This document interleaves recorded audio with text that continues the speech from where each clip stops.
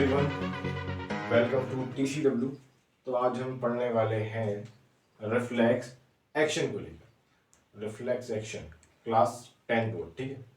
तो बने रहो एंड तक, तुमको वीडियो देखने में बहुत मज़ा आएगा, बढ़िया एकदम।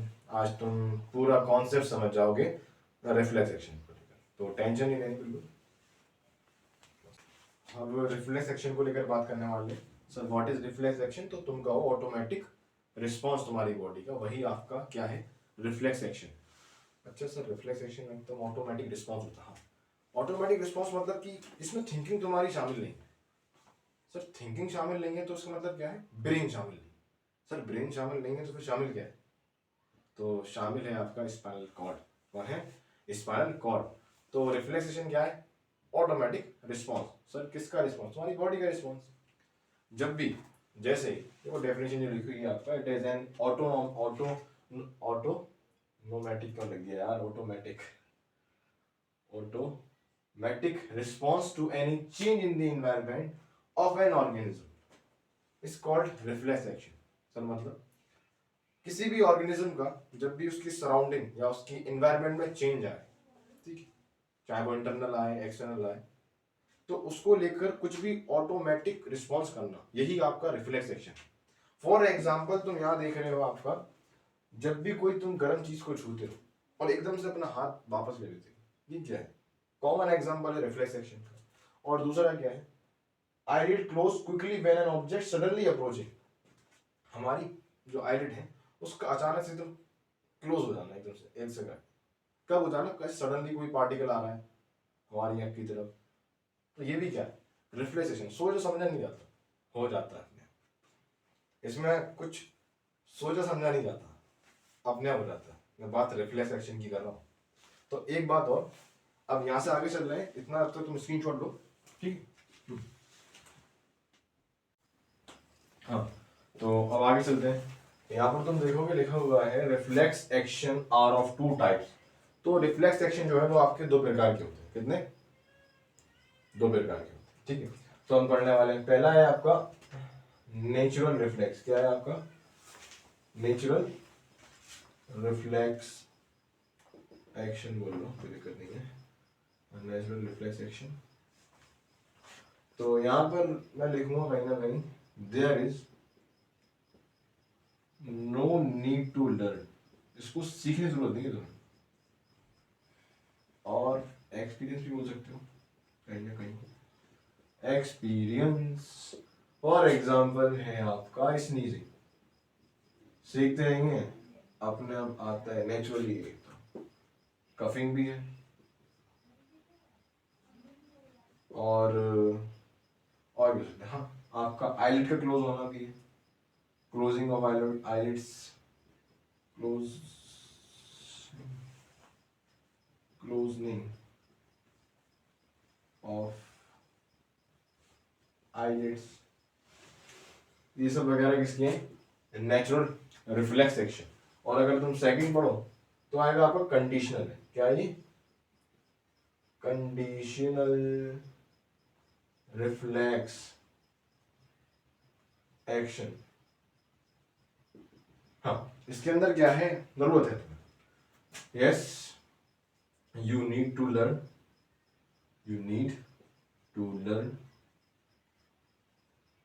And experience also.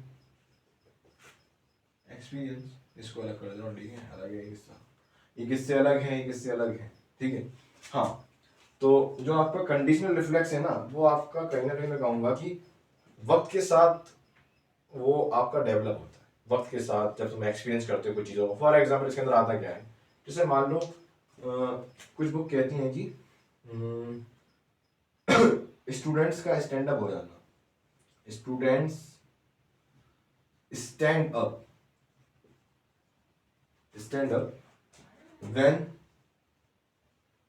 teacher enter in the classroom,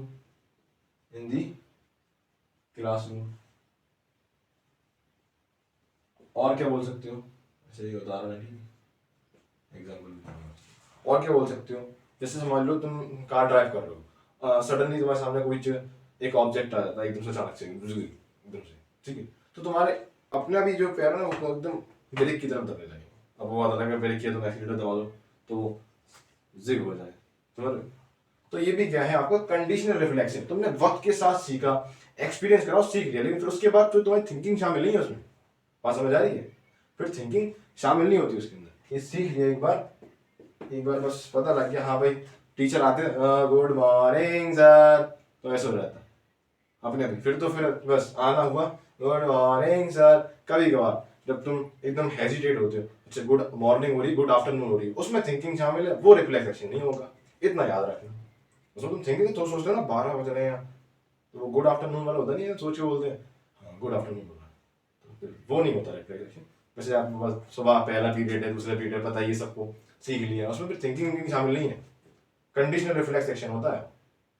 बैठे हो, एक्सपीरियंस हो चुका है, एक बार दो बार तीन बार, अचानक से फिर तो थिंकिंग कुछ काम नहीं होगी, बस फिर तो अपना एक कंडीशनल रिफ्लेक्स हुआ, तुम उठोगे गुड मॉर्निंग सर या गुड मॉर्निंग मैम, जो तुम कहो मैम तुमको बता दे, ठीक है।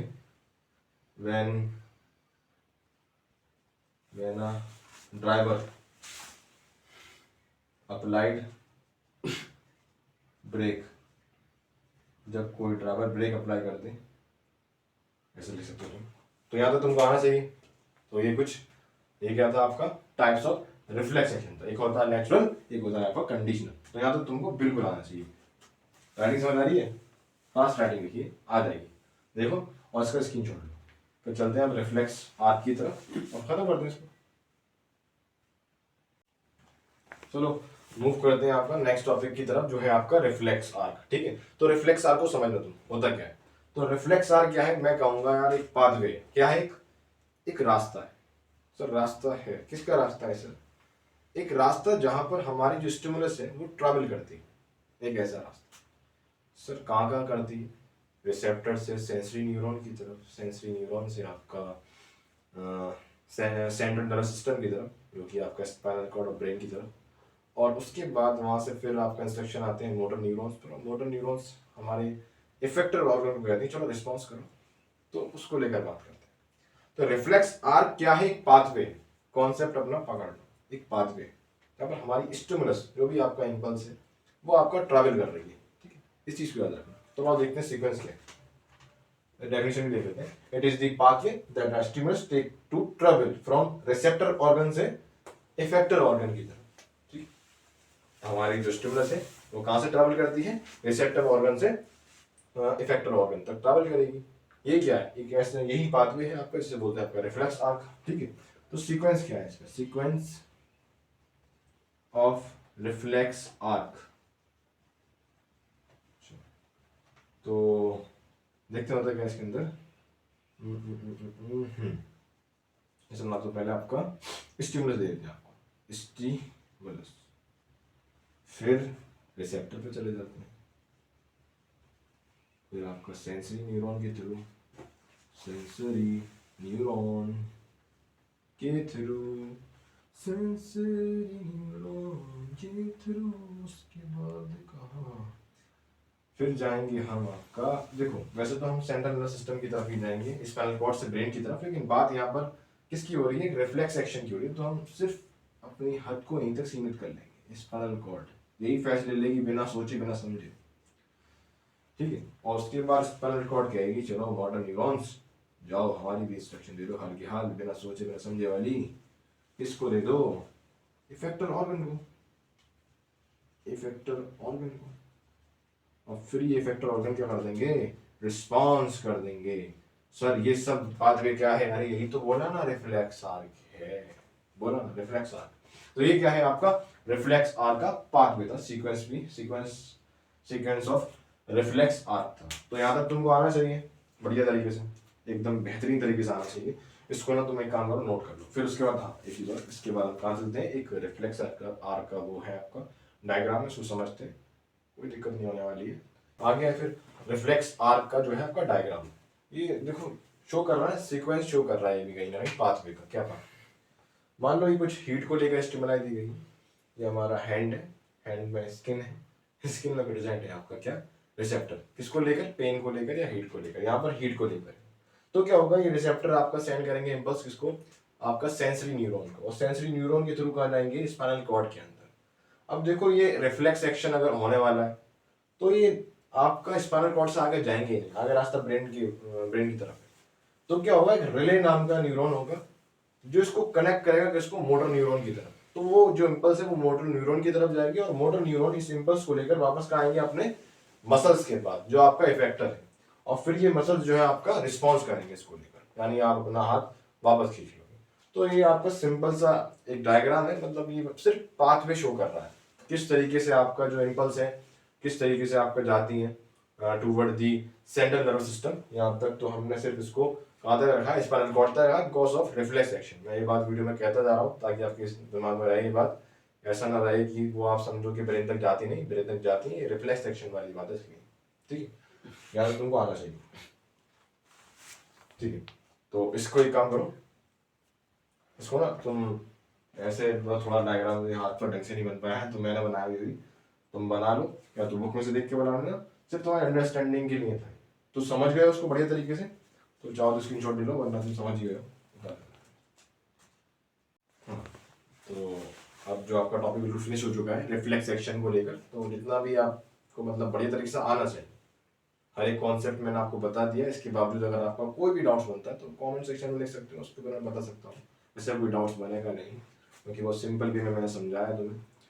तो या तो तुमको आना चाहिए, तो जिग मत करना, पढ़ाई करना, ठीक, सब।